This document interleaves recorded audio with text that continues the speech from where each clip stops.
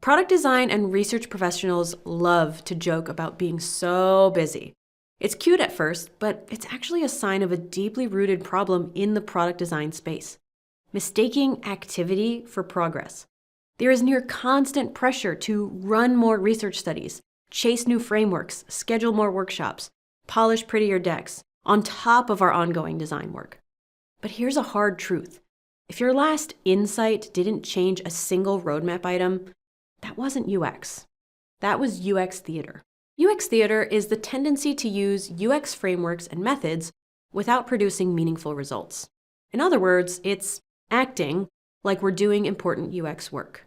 Most folks don't do this on purpose. We follow processes that promise better outcomes and then wonder why nothing shifts. But there are some common traps that people fall into. The first is unclear goals. An open mind is great. An unaligned research and design effort isn't. If research doesn't answer the design team's core questions on usage, support, adoption, that's trivia, not direction. Next is weak evidence.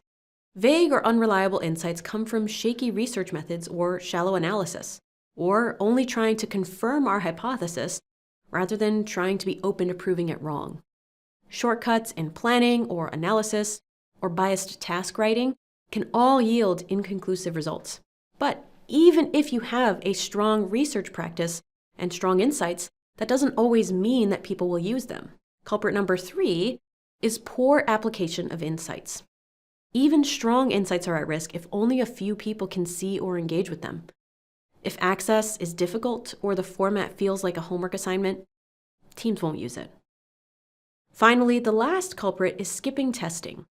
Teams everywhere frequently ship untested designs to save time.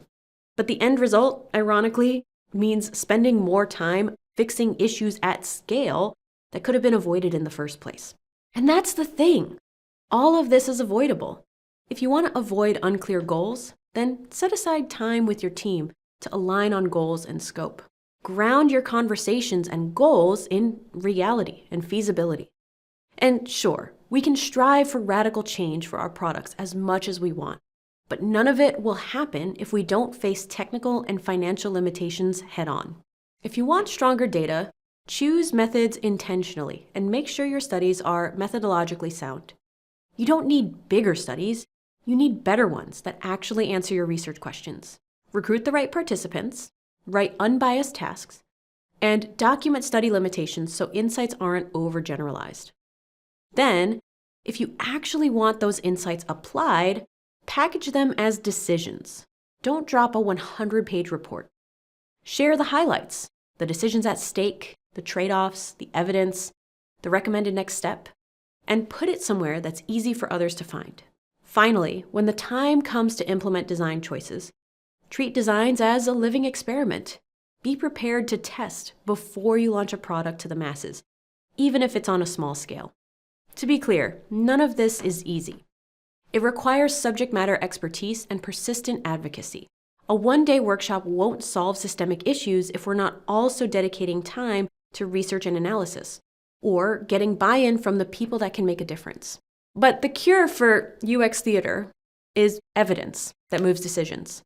Start small. Clarify one goal, tighten one study, run one test, and turn that into one visible roadmap change.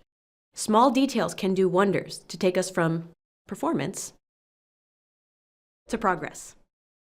Thanks for watching. If you want to see more of our UX videos, take a look at these over here and consider subscribing to our channel. On our website and in group.com, you can access our free library of over 2,000 articles. You can also register for one of our UX courses that offer live hands-on UX training.